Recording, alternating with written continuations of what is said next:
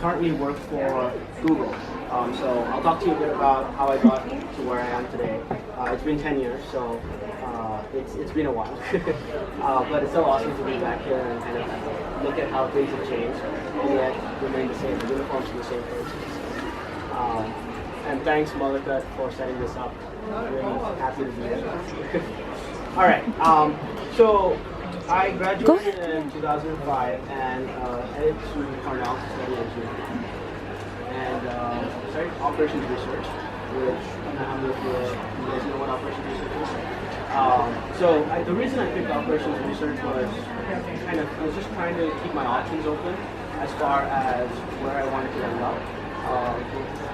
Honestly, at the top of my list at that time was working in the finance industry, right? So ending up on Wall Street, working for investment banks, something like that. Within the first year or so at Cornell, attending talks by people who worked at in that setting, I knew that it wasn't for me. The fact that to live in New York City is very crowded, right? You have to be a city person. You have to wake up early. It's a very, very long day. It's typically the culture on Wall Street, which is great for some people. Some people thrive with that. Personally, I wanted something different, so I started looking at other opportunities. And because I picked operations research, tech companies were pretty interested in tapping this. So in my third semester, I got an internship at Microsoft. And Microsoft had kind of two different options. One was doing a summer internship, which is more position at the infrastructure. The alternative was doing a 6-month internship. And Cornell had like an accommodation to do the longer internship. So I chose that. And that was kind of my first real work experience. I'd done some stuff on the side before, but that was more of kind of freelancing projects on the side, as opposed to proper showing up to work in a 9 to 5. Not really 9 to 5. So I did a 6-month internship there, and that was kind of the key moment where I realized I want to work in tech, because I really enjoyed it. I really enjoyed the culture. I really enjoyed the location, Seattle, and stuff. And it was just awesome to be paid to work for a change, as opposed to the other way around, which is what I said before, right? So I knew I wanted to go there, and then that enabled me to think, okay, now I just need to find a way to get an offer from Microsoft, which is pretty easy. If you do well in an internship for most of these companies, they will extend a full-time offer to you. Internships end up being a good mechanism for them to hire bright people who they know will succeed in their environment. An internship is a good opportunity for them to see how you will do in that. So I got a job offer with Microsoft, and I graduated pretty quickly, thanks largely to like IB credit. So just like AP, you get IB translates into credit at various colleges, and also doing things like placement tests. So for instance, chemistry year at Cornell didn't get me out of all the chemistry requirements in college, so I had to do a placement test. But still, it kind of helped expedite completion of the degree.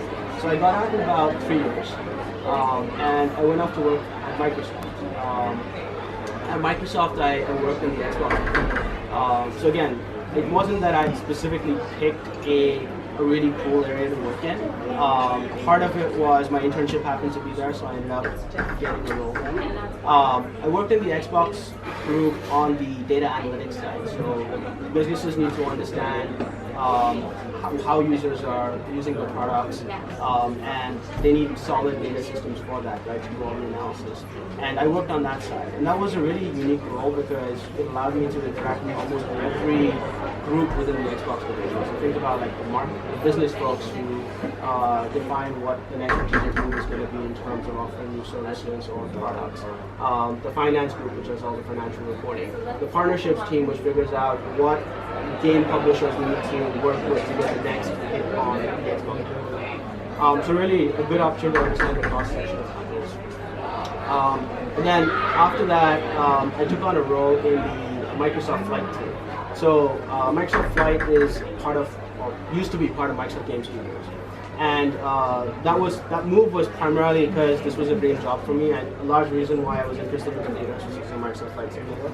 I didn't actually study computer science officially at IB or even at Cornell. I just did a couple of classes in computer science. But that goes to show that these companies look largely at engineering credentials. And if you have a solid engineering, if you've done engineering and you have an interest in technology, you can still get it. Obviously, if you know at this stage, do computer science because that's kind of a surefire way of getting in. But just because you end up doing, say, electrical or operations research, it doesn't necessarily eliminate the opportunity to work in other tech space or engineering space. All right. So I worked on Microsoft Flight for a couple of years, then went on to work for Turn 10, which makes sports and motorsports. And then Google came knocking, actually Facebook came knocking. I interviewed there, got the offer, and then it's typically good practice when you're switching jobs to consider all alternatives, right? Because you're already making a big life change. And Google had reached out to me earlier and said, if you're interested, please apply, please interview with us. So I did that, I got both offers, and then I had the opportunity to kind of, just like hopefully all of you will get multiple university acceptances and you'll have the opportunity to choose. I had that situation happen a couple of years ago where I had the option to go to Facebook and Google, and just the role that I was offered and all the specifics of what they were offering, Google ended up being a better option. And that was a really good position to be in. I mean, Microsoft, Facebook, Google are all excellent companies. It's something that it's a very good problem to have. So I ended up choosing Google. The way Google works is when they hire you for a discipline, right? So I was hired into product management. That's what I've been doing, program management, product management throughout. If they hire you to be a software engineer, they'll hire you to be a software engineer for Google, not for a specific team of it. Not all companies work with like this. Many companies will hire you for a specific role, for a specific team. Google tends to take an approach that we want people who are going to be able to succeed anywhere in the company. So when I was offered the role, I was offered a product management role without specifics into which team I was going to work on. I ended up selecting Chrome Media as the team, partly because of geographical proximity was right where I live. And it was an interesting area in the sense that Chrome is used by over 1 billion users today, and any changes you can make to Chrome, any value you can add to Chrome, is realized by 1 billion people. The same principle if you work for like the Windows group at Microsoft, or if you work on the core Google search engine, right? It's used by billions of people. So the opportunity to have impact is just massive. So similarly with Chrome, I worked on Chrome Media, and that's kind of where I got exposed to what 360 video is. So some of you who were here earlier saw what I work on today, which is virtual reality video. And so I'm going to back up and kind of tell you about the evolution of how that came to be. So 360 video was a fairly new thing. The idea that you have video which you can look around, so you're no longer constrained to a rectangular surface in front of you, which you have to look at based on whatever the director or the person shooting the video decided you should be. So 360 video was becoming big, and the Chrome Media Group worked very closely with YouTube. We knew that this is something we wanted to support. And there are a lot of things that need to get figured out in order to ship a feature. So I was asked to go in and work on that from the Chrome Media perspective. Meanwhile, in a completely different part of Google, 2 engineers in Paris decided that, hey, virtual reality is becoming a big thing. Oculus hadn't yet been acquired by Facebook, but it was in the news. And they said, what can we do to make virtual reality more accessible? So they built out Google Cardboard, which essentially is a piece of cardboard with 2 lenses. And it uses the same principles like what the Oculus Rift will use, or the Sony headset will use, the Morpheus, or the HTC Vive will use. And this kind of essentially turned a lot of Google's thinking around virtual reality on its head. Right? Google hadn't invested in virtual reality at that stage, but it was fast becoming kind of the next generation computing platform in a sense. So the investment into virtual reality from Google would have come. It was just a question of when and how. And this served to become kind of the conduit through which Google can get virtual reality in the hands of millions, potentially billions of people very quickly. Because as I mentioned some of you earlier, most people already have this on a smartphone. All you need is this and a smartphone, and you have an easy virtual reality view. So this was happening, and it was kind of a happy coincidence that 360 video was being worked on. Because when you look at 360 video, you really want to look at it through something like this. I mean, the alternative is you could use this as a window into the world. So if I take this piece away, right, I can now look at a video and this becomes a small window into that 360, which is cool, but you don't feel as immersed. As soon as you bring it up to your face and isolate everything else around you, it becomes so much more immersive. So the two teams essentially came together and we decided, okay, this is going to be a big thing. Let's work on it and make it optimized for cardboard. Let's treat this as the primary delivery mechanism. As a result of that, I ended up moving from Pro Media into the cardboard. And this is kind of a very typical dynamic at Google. What you'll find is people join a company, and this is somewhat true of Microsoft as well. About a year or two into it, you'll have an option to assess, is the team I'm in right for me for the long term, or do I want to be somewhere else within the company? And most companies are very supportive of people moving internally, provided they're doing well in their current role. Right? The idea is if you are a strong employee who's proven themselves as a success, they want to give you the option to do whatever you're most interested in. So people tend to move around in these big companies every few years. So you see people who've been in the same company for like 20 years, but they've worked on 5 or 6 different things.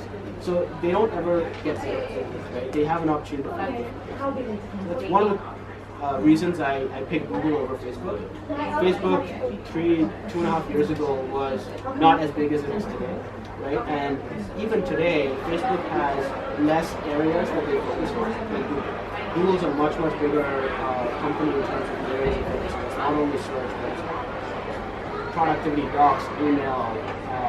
They have all these research projects. Now it's become Alphabet, and now there are all these ambitious research projects like Loon, which is looking to bring internet to rural areas. So this is kind of an example of the opportunities you have when you work for a bigger company like this. Anyway, so I ended up transitioning to the cardboard team. And this was more of a correction of organizational structure more than me actually interviewing for a new role. Because at some stage I was spending 70 to 80% of my time working on this. And it just became clear to my manager and everyone around me that I should really be reporting into the cardboard team, because that's where I was adding most value. So I ended up working there. At that stage, things were focusing on 360 video. The 3D part hadn't been figured out. What we did over the last year is figure out how to create 360 3D video and play that back. And that is what some of you saw, and I can pass this around in a minute to show you what VR video is, just essentially combining 360 with 3D. So I think I've spoken for like 10 minutes. I want to give you guys an opportunity to ask me questions. Try this out if you haven't already. I don't know, what are you guys interested in hearing about? Is there anything I missed? Is there anything specific you want to ask me about? Well, I'm interested in studying physics in university. Okay. So I know that Google usually hires engineering students or maybe computer science students, but were physics students? I think there's no rule that they wouldn't hire physics students. It just becomes a game of probability, right? In the sense that when they screen resumes and things like that, they'll probably look at engineers first. But if you apply and you have a strong set of credentials, right? You either work on projects which are in the tech space or showing other interests in the tech space, you will likely at least get a posting. So there's nothing to say that no matter what you do, I mean, there are like English majors working with tech, right? So there's nothing saying that you will not be able to get to whatever your end goal is, regardless of what you do for undergraduate. So you're not going to become a doctor if you don't go to school for that. But for tech, you have a fair bit of flexibility.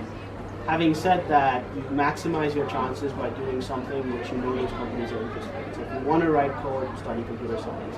If you want to be a product manager, probably still study computer science, but do more of more management, business classes to get a more rounded experience, right? So if you do a minor there, or just take classes as you want. Oftentimes, people who end up in these roles don't match that specific profile. But when we hire new people, that's typically the profile we look for to start. And then we'll expand out from there as we look at more candidates. So a lot of it actually comes down to getting your resume to a point where you get the phone screen, doing well enough on the phone screen to get into the interview, right? It's always about that next step. And then the interview is really where it doesn't matter what you've done. You could literally have done something diametrically opposite to what you're trying to interview for. So say you have done an English major, but you're in an interview, they're going to judge you almost entirely on how you do in that interview. If you rock the coding questions, they're not going to care how you learn about it. It's about what you can do in that situation. So a lot of it comes down to that. I don't know, does that help you? Yes. What about the non-academics that they need to be doing at university in order to help them to stand out and get that phone interview? What are some of the things that you think you did that maybe helped you to get past that first step? To be honest, I think for me personally, I was working on a side project, which I was doing while I was in high school more than college, but I had worked on a software product which worked with Microsoft Flight Simulator. This is why the flight role was kind of a dream role. It was going to work on the main product as opposed to something that worked with that product. So obviously that's not repeatable. You can't go off and find a side project which is going to get you noticed. I think there has to be something, you need to demonstrate your passion for that space in some way. It could be one of so many ways, right? You could write, so I guess we're talking about applying to jobs, write a rocking cover, explaining all the stuff you've done, which relates to the role you're looking for, why you're interested in that specific role. Oftentimes, just doing well in school, like having a reasonably good GPA, doing the right classes, having the right major will get you a phone screen. Those aren't that hard to get, but it's a lot easier if you've done computer science than if you've done something which is not really fitting the typical profile. If you don't fit the typical profile, then you probably need something that really stands out to get through that phone screen. The other thing you can do is get someone, figure out who is going to work for that company after graduation, right? Because a lot of companies will allow you to just skip the phone screen entirely if you get a referral from someone who's in it. So oftentimes when people want to apply for Google, and I know they're kind of strong folks, I'll ask them to send me a resume out for you, right? And that gets you essentially past the phone screen, or will get you a phone screen past the resume. So I don't think there's a magic bullet, but it comes down to a number of different things you can do. Yeah. Like the thing you learned in university, how much do you actually apply in the workplace? Do you learn more in the workforce? Yeah, to be honest, for me, I did operations research, right? And I don't write code. I don't solve like scheduling problems or graph theory problems at work. So it's relatively new. But people who do computer science, they probably use a lot more if they're writing code, if they're software engineers. So it depends on what you end up doing. I think for a role like product management, it's hard to imagine a situation where you use anything beyond the soft skills and kind of the principles, the problem-solving principles that you learn by studying engineering. The other piece that you do use is kind of having an understanding of how complicated a problem is, right? As in a role like product management, you work very closely with software engineers, and you have to figure out timelines and things like that. Understanding how much work you're asking your engineers to do is really, really useful. If you don't have the context of this problem's going to take a quarter to solve as opposed to 2 weeks to solve, it becomes very difficult to be effective in that role because you don't have the credibility with it. So that's really useful in having Probably have time for one last question. While that's going on, does anyone haven't seen this?